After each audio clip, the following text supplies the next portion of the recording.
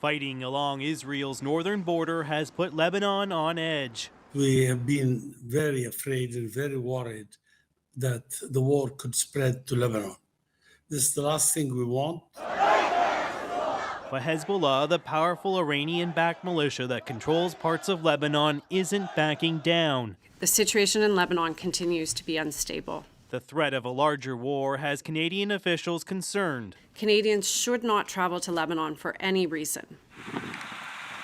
More than 14,000 Canadians have already registered for assistance in Lebanon.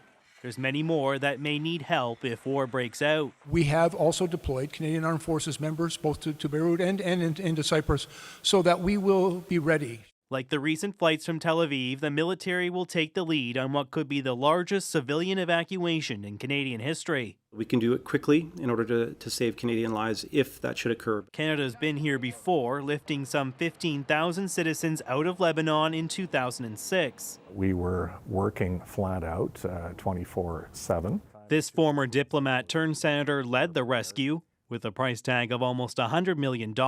We had to think about the costs, not just the human costs potentially, but also how much would an operation like this cost in dollar terms.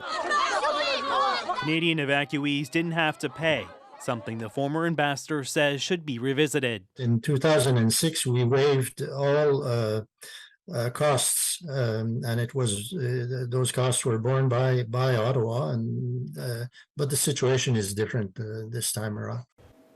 There's been the odd skirmish, but for 17 years, stability has been a part of daily life around the Lebanese-Israeli border. That stable footing is now crumbling. I feel very, very sad about this situation because we feel in the same situation that happened with us in 2006. For that, I living that situation before. More than 6,000 have been displaced from their home around Tyre in the south, mostly poor farming families in an area that's a Hezbollah stronghold. People are now being housed in 3 schools. They need food and medicines. This emergency response team was created to deal with COVID-19. Now, with a daily exchange of rockets and mortars, they've pivoted to a new life-preserving mission. With the security situation deteriorating, Canadians are being told to avoid all travel to the country. At this point, it's unclear what will happen to the more than 16,000 Canadians registered as being in Lebanon, a number that's risen over the past 24 hours. My message is the same. There are still commercial options available. Canadians should get out.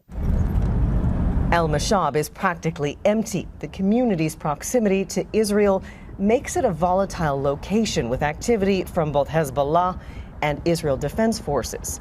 It was here on October 13th that Reuters video journalist Issam Abdallah was killed and 6 other journalists injured by an incoming strike.